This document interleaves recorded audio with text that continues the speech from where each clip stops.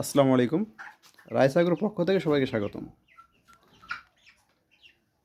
সুপ্রিয় ভিউয়ার্স, আপনারা জানেন যে আমি কিছু টাইগার মুরগির বাচ্চা নিয়েছিলাম, বোর্ডিং থেকে নিয়েছিলাম সরাসরি। তখন বাচ্চার বয়স ছিল 14 দিন।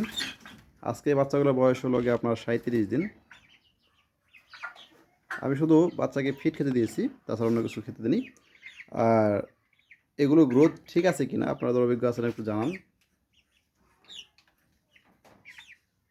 একটা 37 দিনের মুরগির বাচ্চা, টাইগার মুরগির বাচ্চা, সে অনুযায়ী এর গ্রোথগুলো ঠিক আছে কিনা দেখেন। আহ, আমার যেটা অনুমান, আমি একটা বাচ্চা ধরেছিলাম, আমার কাছে মনে হয়েছে যে একটা 1 কেজির মতো আছে, এরকম মনে হলো। আর এখন এই বর্তমান সময়ে এদের বয়স হলো 37 দিন।